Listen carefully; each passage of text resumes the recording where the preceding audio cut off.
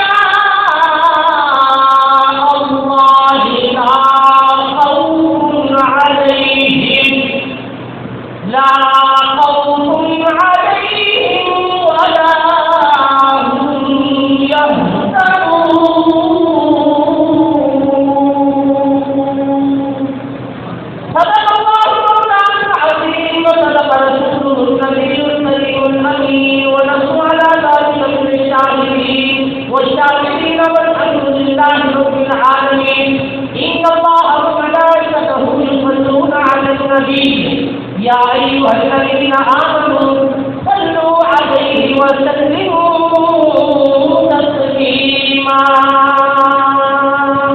تمام حضرات مل کر بلند آواز سے محبت سے پیار سے حضور کی بارگاہ میں درود و سلام. صلی اللہ علیہ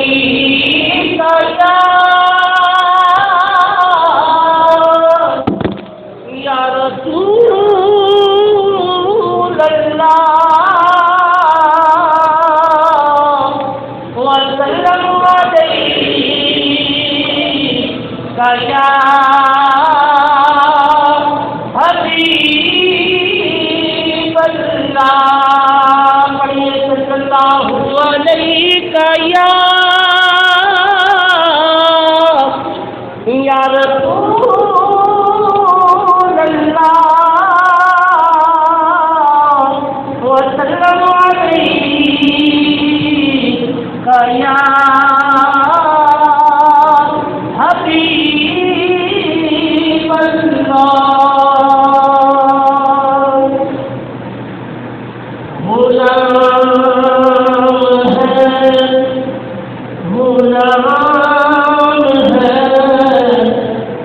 رسول کے غلام ہے، غلام ہے، غلام ہے، رسول کے غلام ہے. غلامی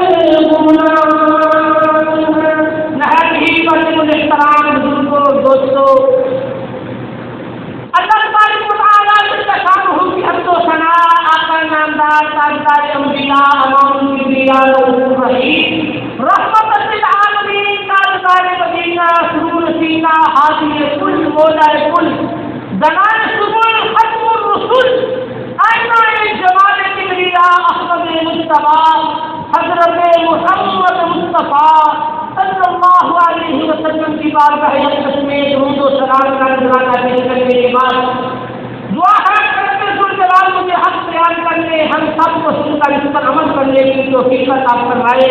وما توفیقی الا باللہ العلی العظیم. حضرات گرامی، سابقہ 2 جمعۃ المبارک میں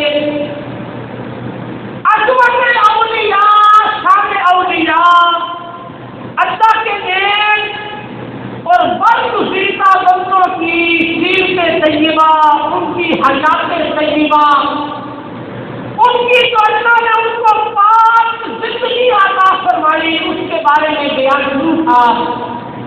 یاد رکھو اللہ کے نیک اور بندوں کی یہ شان ہے، یہ مقام ہے، حدیث میں قدسی ہے۔ حضور علیہ السلام نے ارشاد فرمایا کہ اللہ کے بندوں میں سے بعض بندے وہ ہیں جو نبی اور شہید تو نہیں ہے، لیکن کل قیامت کے دن انبیاء اور شہداء ان کے مرتبوں پر رشک کریں گے۔ ذرا غور فرمانا، توجہ فرمانا۔ رب فرماتا میرے بندوں میں سے کچھ بندے ایسے ہیں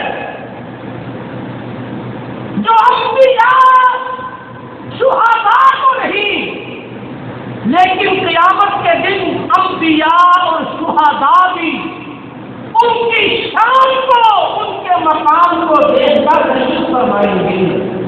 صحابہ کرام نے عرض کی یا رسول اللہ صلی اللہ علیہ وسلم وہ کون سے بندے ہوں گے کہ جنہیں دیکھ کر انبیاء شہداء بھی رشک کریں گے؟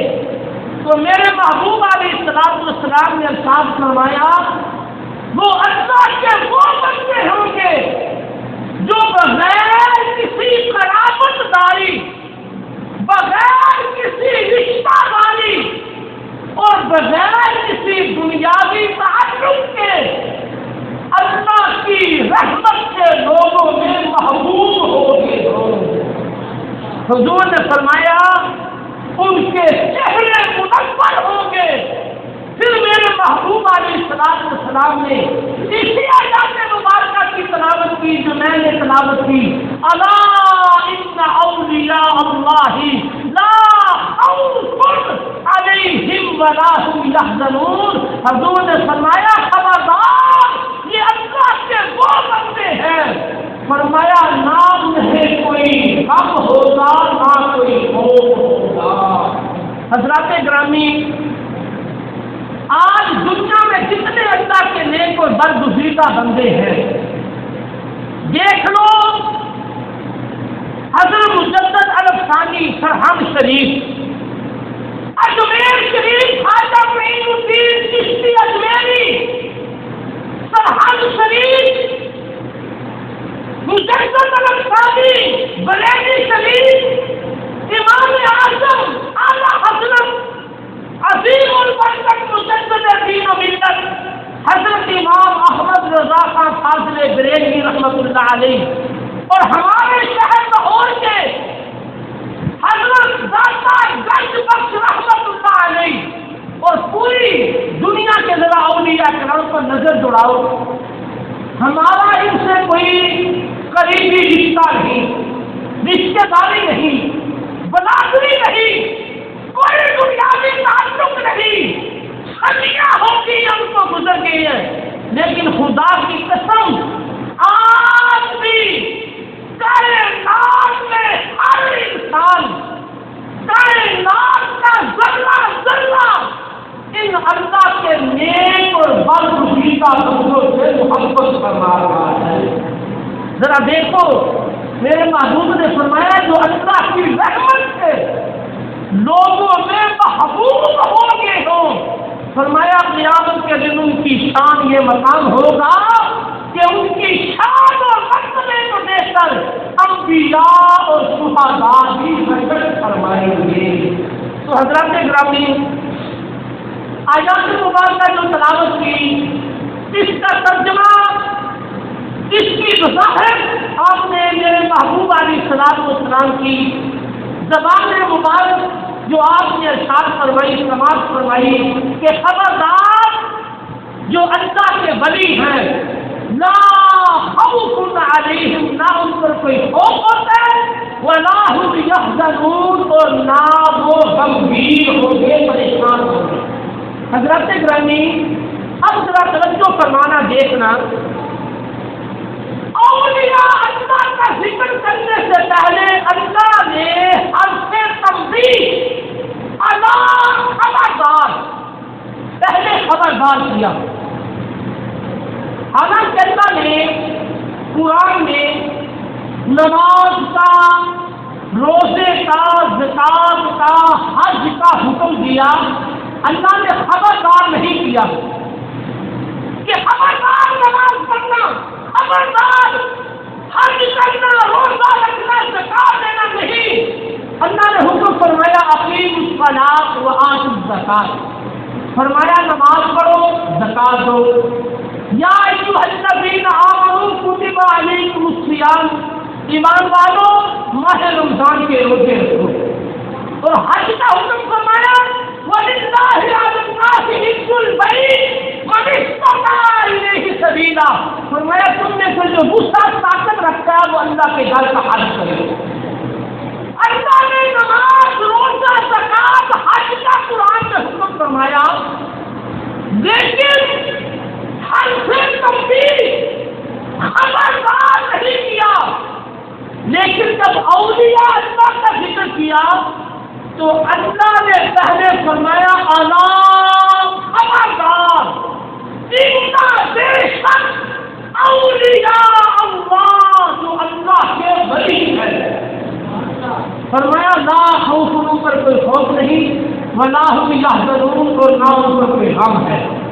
حضرات گرامی، اس میں حکمت علماء کرام نے یہ بتائی کہ اللہ نے ہر سے تبلیغ خبردار سے اولیاء اللہ کا ذکر کیوں کیا؟ بزرگ فرماتے ہیں کہ اللہ کو علم تھا، علم ہے، وہ جانتا تھا اور جانتا ہے کہ میرے بندوں میں سے کچھ ایسے لوگ ہوں گے، ایسے بندے ہوں گے جو نماز روزے کا تو انکار نہیں کریں گے، لیکن اولیاء اللہ کا انکار فرمائیں گے، ان کی عظمت و شان کا انکار کریں گے، ان کی قوت و طاقت و کرامت کا انکار کریں گے۔ تو اللہ نے اس لیے پہلے خبردار کیا کہ خبردار، ذرا ہوش سے، توجہ سے اس بات کو سننا کہ جو میرے ولی ہیں، میرے دوست ہیں، نہ انہیں کوئی خوف ہے، نہ انہیں کوئی غم ہے۔ حضرات گرامی، اب دیکھنا یہ ہے کہ خبردار کس مقام پر کیا جاتا ہے۔ دنیا کے اصول سے آپ دیکھ لیں کہ آپ بجلی گھر میں جائیں تو جگہ جگہ پہ، ہر پول پہ، ہر کمرے پہ، ہر دیوار پہ، جگہ جگہ پہ یہ لکھا جاتا ہے خبردار، خبردار، ڈینجر، خبردار۔ کیوں لکھا ہوتا ہے دنیا والوں نے؟ انہیں معلوم ہے کہ یہاں ہر قسم کے آدمی آتے ہیں، کچھ پڑھے لکھے بھی ہوتے ہیں، ان پڑھ بھی ہوتے ہیں، جاہل بھی ہوتے ہیں، ادنا بھی ہوتے ہیں، آدھا بھی ہوتے ہیں، ہر قسم کا انسان گزرتا ہے۔ یہ نہ ہو کہ کوئی بجلی کو، اس پول کو، کھمبے کو ہاتھ میں ڈالے اور اپنی جان ہی دو بیٹھے، اپنی جان ہی فنا کر دے، اپنی جان کو ہی خطرہ ظاہر کر لے۔ لہذا انہوں نے پہلے ہی خبردار کر دیا، خبردار یہاں پہ ہاتھ نہ لگانا۔ تو میرے دوستوں بزرگوں، یہ مثال سمجھانے کے لیے تھی۔ آؤ وہی بات کرتے ہیں۔ بزرگ فرماتے ہیں جہاں جان کا خطرہ تھا وہاں دنیا والوں نے خبرداری کے بورڈ لگا دیے، اور جہاں ایمان کا خطرہ تھا وہاں خود رب دو جہاں نے قرآن میں خبرداری کا بورڈ لگا دیا۔ خبردار، جو میرے بڑی ہیں، میرے دوست ہیں، ان کو عام انسان سمجھ کر ان کی بے عقلی نہ کر دینا، ان کی گستاخی نہ کر دینا، ان کا محافظ خود رب دو جہاں ہے۔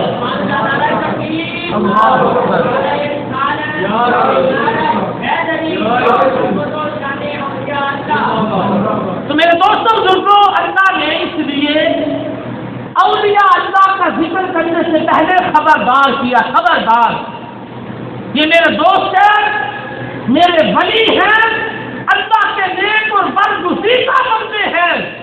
فرمایا ان کی بے ادبی، گستاخی نہ کرنا۔ مثال سمجھانے کے لیے بہت ہوتی ہیں۔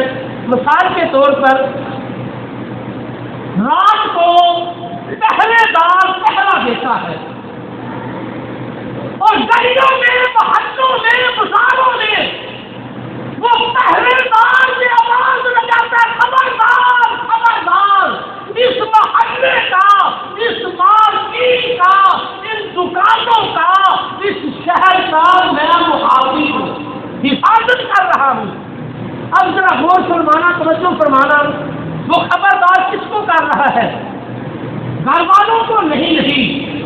اگر وہ گھر والوں کو خبردار کر رہا ہے تو گھر والے کہیں گے ہم تو سارے دن کے تھکے ٹوٹے ہوئے ہیں، ہم تو چاہتے ہیں تھوڑی دیر آرام کریں، اگر آپ نے ہم کو ہی خبردار کرنا ہے تو تمہاری ڈیوٹی کا، تمہاری تنخواہ کا ہمیں پھر کیا فائدہ؟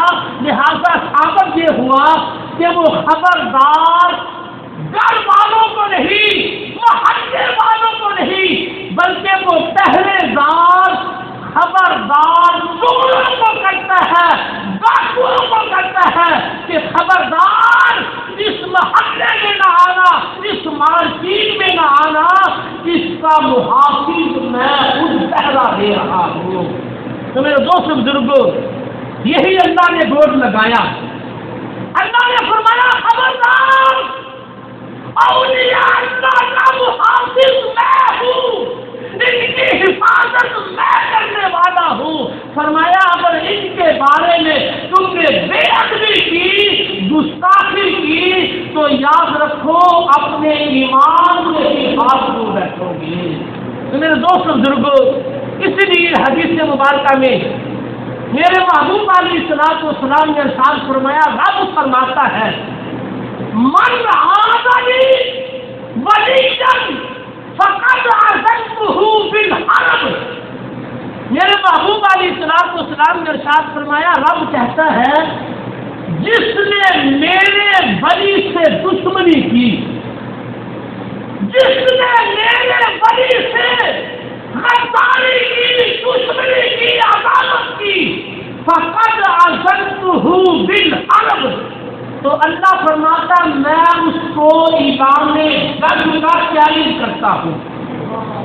اب ذرا غور فرماؤ، توجہ فرماؤ ان الفاظ پر، من عادنی ولیًا، جس نے بھی میرے ولی سے دشمنی کی، فقد عزمتہ بالحرب، رب فرماتا میں اس کو اعلان جنگ کا چیلنج کرتا ہوں۔ اب ذرا غور فرمانا، توجہ فرمانا، رب سے کون جنگ کر سکتا ہے؟ نہ کوئی کر سکا، نہ کوئی کر سکے گا، تو ہمارا فائدہ، ہمارا بنا، ہماری کامیابی دنیا اور آخرت میں اسی میں ہے کہ رب کے حکم کے مطابق اللہ کے نیک اور برگزیدہ بندوں سے محبت فرمائی جائے۔ جب ہم ان سے محبت کریں گے تو اس کا فائدہ یہ ہوگا کہ اللہ بھی ہم سے محبت فرمائے گا۔ اللہ اکبر! ان کی شان، مقام، ان کو یہ کیسے نصیب ہوا؟ بزرگان دین فرماتے ہیں، قرآن کی تلاوت کرتے ہیں اور قرآن سے دلیل دیتے ہیں کہ اللہ ان کے ساتھ ہے۔ اللہ نے قرآن میں فرمایا وَاعْلَمُوا أَنَّ اللَّهَ مَعَ الْمُتَّقِينَ، فرمایا جان لو بے شک اللہ متقین پرہیزگاروں کے ساتھ ہے۔ کہیں رب نے قرآن میں فرمایا نحن اولیاؤکم فی الحیات الدنیا وفی الآخرہ، فرمایا یہ وہ اللہ کے دوست ہے، اللہ کے ولی ہے، اللہ کے نیک بندے ہیں۔ رب نے فرمایا دنیا میں بھی ہم کے دوست ہیں اور آخرت میں بھی ہم ان کے دوست ہیں۔ دنیا میں بھی اللہ ان کے ساتھ ہے، آخرت میں بھی اللہ ان کے ساتھ ہے۔ دنیا میں بھی اللہ نے ان کو اپنا دوست بنایا اور آخرت میں بھی اللہ انہیں نیک اور برگزیدہ بندوں سے محبت فرمائے گا۔ اللہ اکبر! میرے دوستوں، ہمیں بھی چاہیے کہ ہم اگر دوستی کریں، پیار کریں، محبت کریں تو دنیا داری کو چھوڑ کر برگزیدہ بندوں سے محبت فرمائے، ان سے یاری لگائے، ان سے دوستی کرے، اس کا فائدہ یہ ہوگا۔ خدا کی قسم سنو رب کا قرآن، رب کیا فرماتا ہے؟ اللہ نے قرآن میں فرمایا الاخلاء یومئذ بعضهم لبعض عدو الا المتقین۔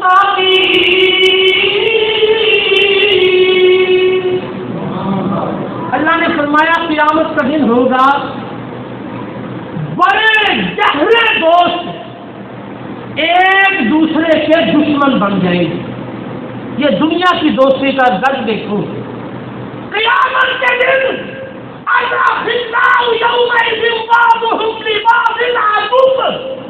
فرمایا بڑے گہرے دوست بھی ایک دوسرے کے دشمن بن جائیں گے، لیکن پرہیزگاروں کی رب نے شان بیان فرمائی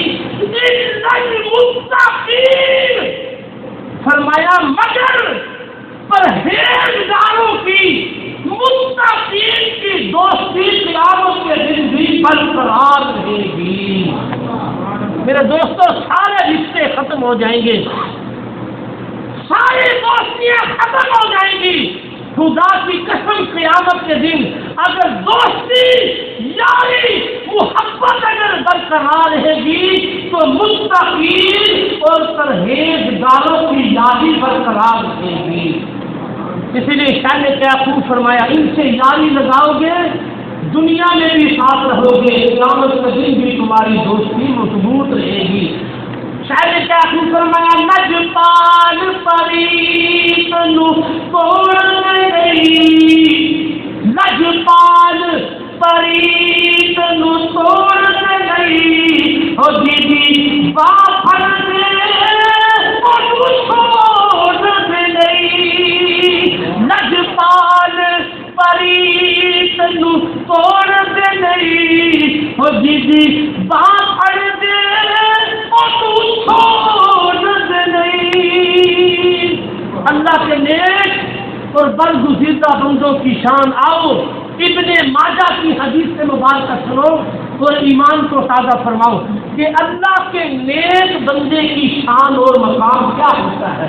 حدیث سے مبارکہ حضرت سیدنا عمر فاروق رضی اللہ تعالی عنہ اس حدیث کے مروی کا نقل فرماتے ہیں کہ حضور علیہ السلام خانہ کعبہ کا طواف فرما رہے ہیں، میرے محبوب علیہ السلام طواف کعبہ فرما رہے ہیں، اور طواف کرتے کرتے میرے محبوب علیہ السلام اللہ کے گھر خانہ کعبہ بیت اللہ کی طرف مخاطب ہوتے ہیں۔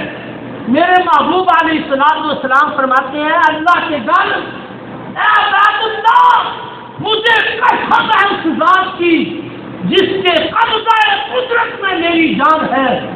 میرے محبوب نے فرمایا ایک مومن کی عزت اور بزرگی اللہ کے نزدیک اے کعبہ تیری عزت و بزرگی سے زیادہ ہے۔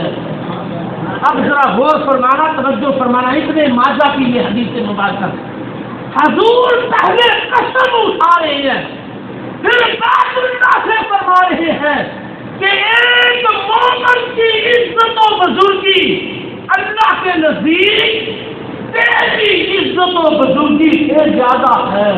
تو میرے دوست بزرگوں اس حدیث سے مبارکہ پر ذرا غور فرماؤ، توجہ فرماؤ کہ اللہ کے نیک اور برگزیدہ مومن کی بڑی کی یہ شان ہے کہ اس کا مقام خانہ کعبہ بیت اللہ سے بھی زیادہ ہے۔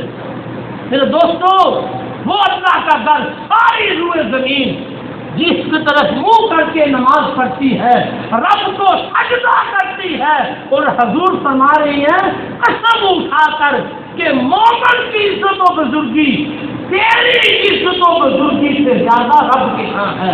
تو میرے دوست بزرگوں حدیث مبارکہ کی روشنی میں آج لوگ بے ادبی کر کے میں صرف اشارہ کرتا ہوں، بہت سے لوگوں کے پیچھے نماز نہیں پڑھتے، اور نقطہ یہی ہوتا ہے حضور علیہ السلام نے ایک امام کو دیکھا، اس نے کعبے کا احترام نہیں کیا۔ آج ہم بھی احترام نہیں کرتے، کعبے کی طرف منہ کر کے ہم تھوکتے رہتے ہیں، یہ بے ادبی ہے۔ اور کعبے کی طرف منہ کر کے پیشاب کر دیتے ہیں، تھوک دیتے ہیں، بے ادبی کرتے ہیں۔ حضور علیہ السلام نے ایک امام کو کعبے کا بے ادب پایا تو حضور علیہ السلام نے ارشاد فرمایا اس کے پیچھے نماز نہ پڑھو، اس کے پیچھے نماز نہیں ہوتی، یہ کعبے کا بے ادب ہے۔ میرے دوستو، اب یہاں وہ نکتے کی بات، وہ ہستیاں، وہ اللہ کے نیک اور برگزیدہ بندے جن کی شان، جن کی عظمت کعبے سے بھی زیادہ ہے، اگر ان کی کو بے ادبی کرے گا، گستاخی کرے گا تو یاد رکھو اس کے پیچھے کیسے نماز ہوگی۔ تو میرے دوست بزرگوں، جو کعبے کا بے ادب ہو، حضور نے فرمایا اس کے پیچھے نماز نہیں ہوتی۔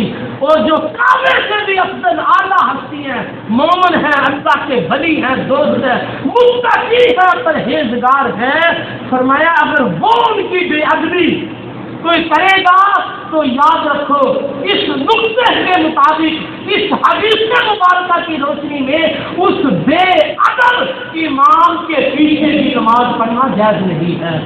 تو یاد رکھو اللہ کے نیک اور برگزیدہ بندوں کی بڑی شان ہے، ان کی طاقت، ان کی قوت، ان کی کرامات رب خود قرآن میں ان کا ذکر فرماتا ہے۔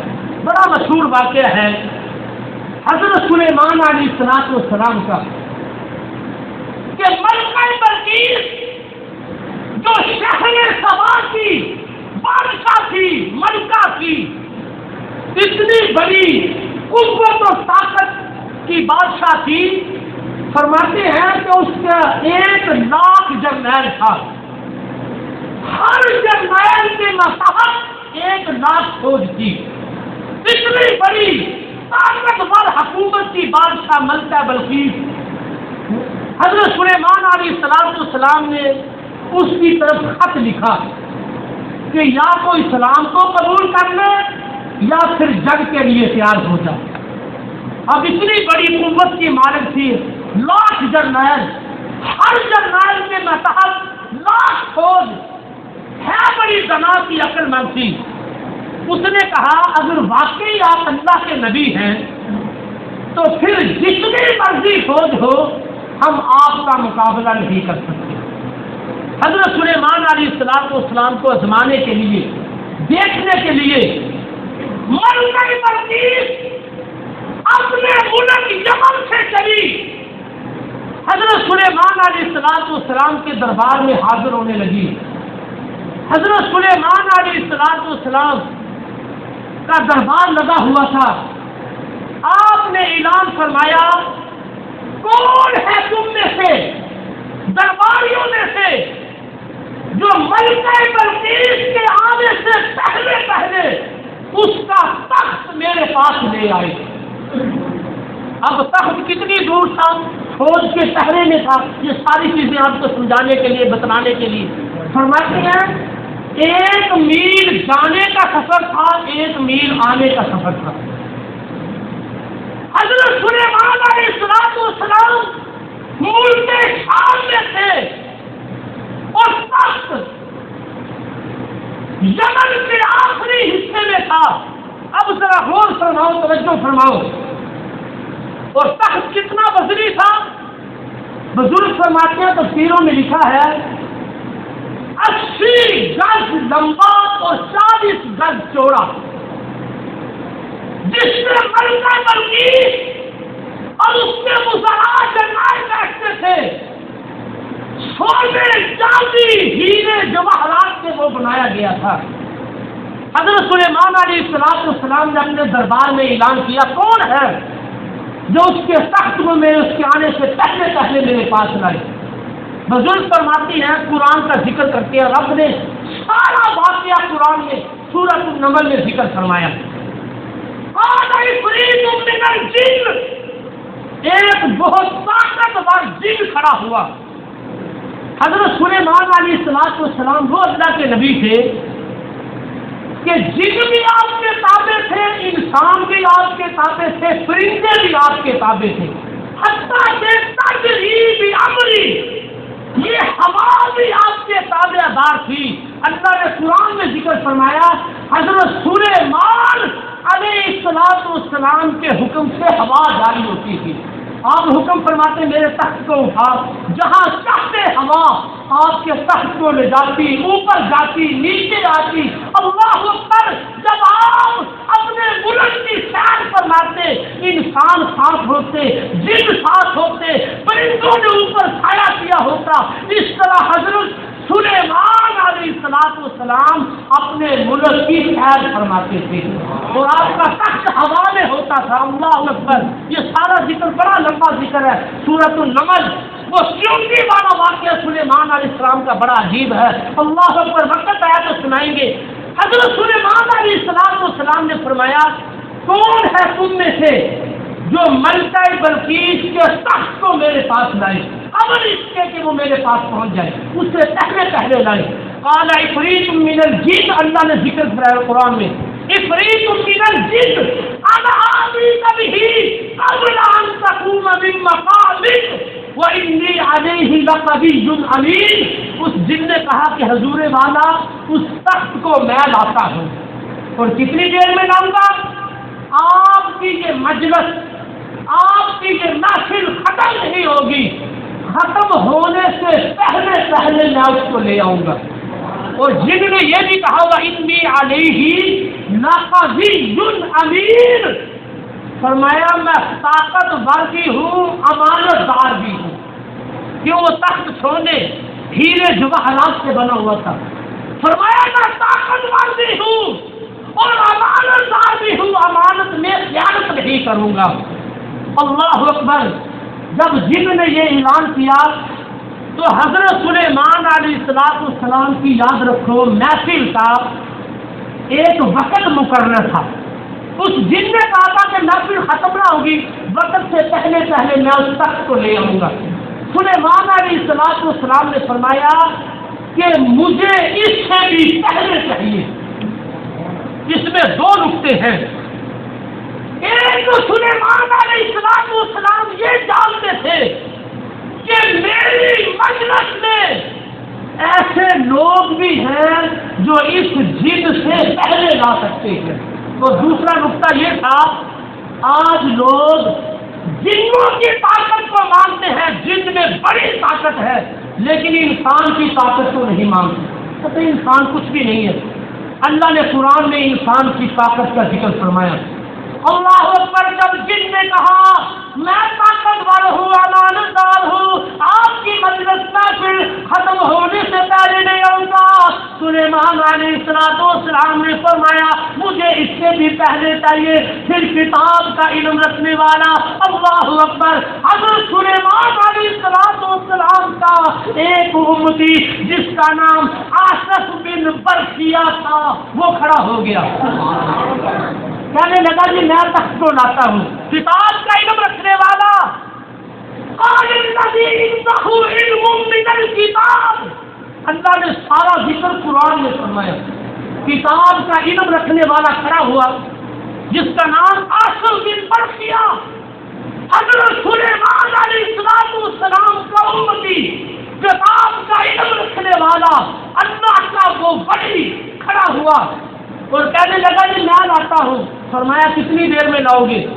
کہنے لگا اب لا یار کا طرفک، یہ کسی صوفی کا قول نہیں، کیا نا کسی مولوی کا قول ہے، نہیں، رب کا یہ قرآن ہے، قرآن ہے، رب خود ذکر فرما رہا ہے، اپنے ولی کی طاقت کا، قوت کا ذکر رب خود قرآن میں فرما رہا ہے۔ فرمایا قبل کا طرفک، فرمایا میں اس کو لاتا ہوں۔ حضرت سلیمان علیہ السلام نے فرمایا کتنی دیر میں لاؤ گے؟ فرمایا آپ کی آنکھ جھپکنے سے پہلے لے آؤں گا۔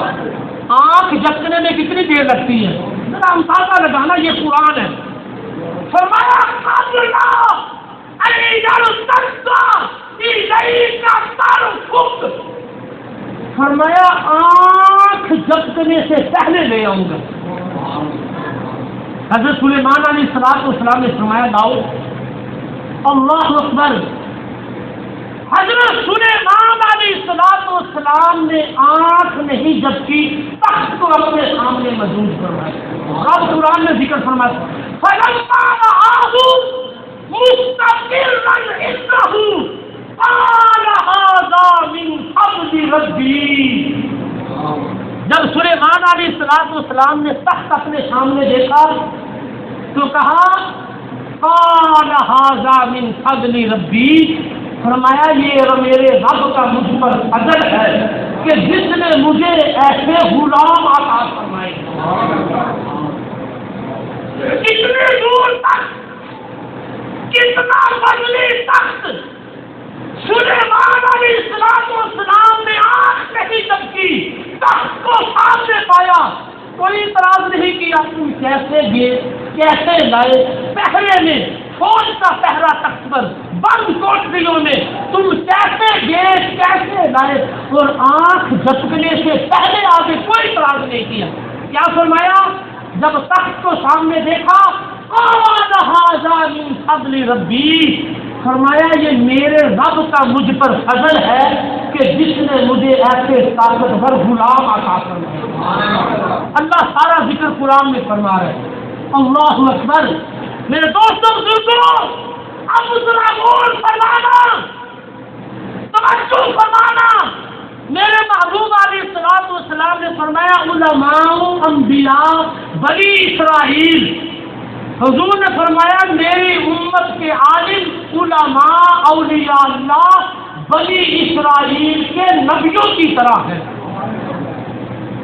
اگر آپ کو دل پر سیانا یہ عقیدہ، یہ طاقت، یہ قوت ہے تو سلیمان علیہ السلام کی شان کا کون اندازہ لگا سکتا ہے جو ان کے نبی تھے۔ پھر جو نبیوں کے نبی جس کے بارے میں رب نے قرآن میں فرمایا وَقَالَ فَضْلُ اللَّهِ عَلَيْكَ عَظِيمًا، سلیمان علیہ السلام نے کیا کہا تھا کہ میرے رب کے فضل میں سے مجھ پر تھوڑا سا فضل ہے کہ جس نے مجھے ایسے غلام عطا فرمائے۔ اور حضور کے بارے میں رب قرآن میں فرماتا محبوب آپ پر فضل عظیم ہے۔ فضل اللہ علیہ عظیم، تھوڑا فضل نہیں، محبوب آپ پر آپ کے رب کا فضل عظیم ہے۔ میرے دوستو، اگر سلیمان علیہ السلام کے ولی کی یہ شان ہے تو سلیمان کا کیا مقام ہوگا؟ پھر جو نبیوں کے نبی امام الانبیاء حضور علیہ السلام کی شان اور مقام کا کون اندازہ نہیں؟ ہمارا ایمان ہے کہ جس طرح ہمارے نبی سارے نبیوں سے افضل و اعلیٰ شان والے ہیں، اسی طرح حضور کی امت کے ولی تمام امتوں سے افضل و اعلیٰ اور شان والے ہیں۔ ساری امتوں کے ولی مل جائے، حضور کے امت کے ولی کا مقابلہ نہیں ہے۔ میرے دوستو، اگر سلیمان علیہ السلام کی امت کے ولی کی جو شان ہے، مقام ہے، آنکھ جھپکنے سے پہلے وہ تخت کو لا سکتا ہے اور رب اس کا ذکر، اس کی کرامت، قوت و طاقت کا ذکر رب خود اپنی پاک کتاب میں ارشاد فرما رہا ہے، تو میرے محبوب علیہ السلام کے امتی اور آپ کی امت کے ولی کی شان کا کون اندازہ کر سکتا ہے؟ اللہ اکبر۔ آخری حدیث مبارکہ پیش کر کے ختم کرتا ہوں، باتیں بہت زیادہ ہیں۔ حضور علیہ السلام نے ارشاد فرمایا یہ اللہ کے نیک بندوں کو شان تب ملتی ہے یتقرب الی عبدی بالنوافل، فرمایا نفلی عبادت کے ذریعے بندہ اپنے رب کا قرب حاصل کر لیتا ہے۔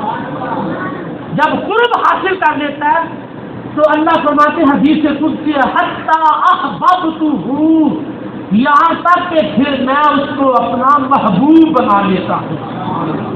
نفلی عبادت، فرضی عبادت کا ذکر نہیں، فرضی تو فرض ہے، وہ ہر حال میں پڑھنی ہے۔ نفلی عبادت سے جب بھی کسی کو رب کا قرب حاصل ہوا تو نفلی عبادت سے ہوا. ساری بات رب کی عبادت کرتے ہیں حتیٰ کہ رب کا قرب نصیب ہو جاتا ہے. پھر اللہ فرماتا ہے حتیٰ احببتہ، یہاں تک کہ میں اس کو اپنا محبوب بنا لیتا ہوں. پھر اس کی شان کیا ہوتی ہے؟ حدیث قدسی ہے. میرے محبوب علیہ الصلوۃ والسلام نے ارشاد فرمایا، حدیث بڑی طویل ہے میں مختصر کر کے عرض کرتا ہوں. حضور نے فرمایا رب فرماتا ہے پھر اس کی آنکھیں میں بن جاتا ہوں جس سے وہ دیکھتا ہے، اس کے کان میں بن جاتا ہوں جس سے وہ سنتا ہے، اس کی زبان میں بن جاتا ہوں جس سے وہ بولتا ہے، اس کے ہاتھ میں بن جاتا ہوں جس سے وہ پکڑتا ہے. فرمایا جس کو میں اپنا محبوب بناتا ہوں اس کے پاؤں میں بن جاتا ہوں جس سے وہ چلتا ہے. اب اس حدیث مبارکہ کو ذہن میں رکھو. پھر اس اللہ کے بندے کی شان یہ ہوتی ہے کہ وہ بیٹھا بغداد میں ہو اور ڈوبے ہوئے جہازوں کو کنارے پہ لگا دیتا ہے.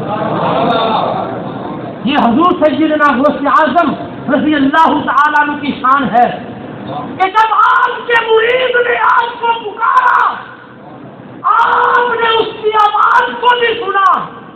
اللہ نے فرمایا شک نہ کرنا، جو میرا محبوب ہو جائے میں اس کے کان بن جاتا ہوں. پھر وہ اپنی طاقت سے نہیں میری طاقت سے سنتا ہے. کون وہ اعظم شیخ عبد القادر جیلانی، آپ بچوں کو سبق پڑھا رہے ہیں، جب آپ نے نظر کی دیکھا ڈوبتے ہوئے جہاز کو دیکھا، فوراً اپنے بازو کو چادر میں ڈالا. جب باہر نکالا تو شگرد فرماتے ہیں آپ کے بازو سے پانی کے قطرے کٹ رہے تھے. پھر وہ اللہ کے بندے کی شان یہ ہو جاتی ہے کہ وہ بیٹھا بغداد میں ہو اور ڈوبے ہوئے جہازوں کو کنارے لگا دیتا ہے.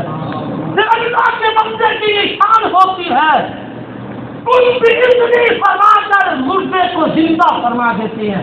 فرمایا زبان وہ اس کی تھی اور بولنے والا خدا تھا. رب نے فرمایا شک نہ کرنا، یہ اس کی اپنی طاقت نہیں، یہ خدا کی طاقت ہے. فرمایا اس زبان پر غوث نہیں بلکہ خدا دو رہا تھا. یہ قرآن کا سارا ذکر ہے. وہ آسف دن پر کیا جو ملکہ بلقیس کے تخت کو ڈایا. فرمایا اس کی طاقت اپنی نہ تھی بلکہ خدا کی طاقت سے لایا. اللہ اکبر. حضرت دباغ عبدالعزیز دباغ مغربی رحمت اللہ علیہ کے بارے میں بڑا مشہور ہے. یہ دنیا کہتے ہیں کہ یہ ساری روئے زمین اللہ والوں کی 2 قدم ہوتی ہے. 2 قدم اٹھاتے ہیں، تیسرا قدم نہیں اٹھاتے زمین ختم ہو جاتی ہے. یہ اللہ کی طاقت ہی ہوتی ہے.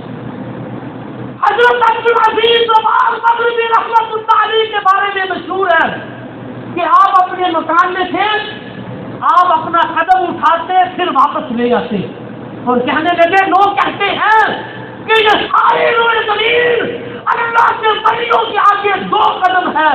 فرماتے ہیں خدا کی قسم میں قدم اٹھاتا ہوں تو زمین ختم ہو جاتی ہے، رکھنے کی جگہ نہیں ملتی. اللہ اکبر. یہ اللہ والوں کی شان ہوتی ہے، اللہ والوں کا مقام ہوتا ہے. اللہ کے محبوب صلی اللہ علیہ وسلم نے ارشاد فرمایا، رب فرماتا ہے میں اس کو اپنا محبوب بنا لیتا ہوں، پھر اس کے مکان بن جاتا ہوں، اس کی آنکھیں میں بن جاتا ہوں. پھر وہ اپنی طاقت سے نہیں رب کی طاقت سے دیکھتا ہے. کون سی ایسی چیز ہے؟ اسی لیے حضور غوث اعظم رضی اللہ تعالیٰ عنہ کا فرمان ہے کہ میں اللہ کے سارے شہروں کو اس طرح اپنی ہتھیلی میں دیکھ رہا ہوں، فرمایا جس طرح رائی کے دانے کو دیکھا جاتا ہے. کون سیدنا غوث اعظم رضی اللہ تعالیٰ عنہ آپ فرماتے ہیں خدا کی قسم اگر میں مشرق میں ہوں میرا مرید مغرب میں ہو، فرمایا میں مغرب میں اس کی پردہ پوشی فرما سکتا ہوں. کون سیدنا غوث اعظم رضی اللہ تعالیٰ عنہ آپ فرماتے ہیں خدا کی قسم میرا سایہ اپنے مریدوں کے سروں پر اس طرح ہے، فرمایا جس طرح آسمان کا سایہ زمین پر ہے. میرے دوستو اللہ کے بندوں کی یہ شان یہ مقام ہو جاتا ہے کہ وہ اللہ کی دی ہوئی طاقت سے لیتے ہیں، دیکھ بھی لیتے ہیں، جو بول دے اللہ نے فرمایا والا ان سألنی لأعطینہ، یہ اسی حدیث کے جبریل کے الفاظ ہیں، اسی حدیث کے الفاظ ہیں، فرمایا جب وہ مجھ سے سوال کرتا ہے میں اس کو عطا فرما دیتا ہوں۔ جب بھی وہ اللہ کا بندہ رب سے کچھ مانگتا ہے اللہ فوراً اس کو عطا فرما دیتے ہیں۔ اللہ کی قوت سے وہ سنتا ہے، اللہ کی قوت سے وہ دیکھتا ہے، اللہ کی دی ہوئی طاقت سے وہ بولتا ہے، اللہ کی دی ہوئی طاقت سے اللہ فرماتا ہے میں اس کے ہاتھ بن جاتا ہوں۔ پھر جب وہ پکڑتا ہے تو سمجھو اللہ کی گریپ ہے، اللہ کی پکڑ ہے، وہ اللہ کی طاقت سے پکڑتا ہے۔ اگر وہ چلتا ہے تو اللہ کی دی ہوئی طاقت سے ہی چلتا ہے۔ میرے دوست بزرگوں وقت مختصر ہے، 2:10 ہو گئے۔ اللہ نے فرمایا الا خبردار ان اولیاء اللہ، فرمایا جو اللہ کے ولی ہے، دوست ہے، لا خوف علیہم ولا هم یحزنون، فرمایا نہ انہیں کوئی خوف ہے اور نہ ہی وہ غم زدہ ہوں گے، پریشان ہوں گے۔ فرمایا دنیا میں بھی اللہ ان کا دوست ہے، آخرت میں بھی اللہ ان کا دوست ہے۔ دعا ہے کہ اللہ جل شانہ ہم سب کو ان نیک اور برگزیدہ بندوں سے اللہ ہمیں بھی سچی سچی عقیدت و محبت عطا فرمائے، ان کے نقش قدم پر زندگی گزارنے کی توفیق عطا فرمائے۔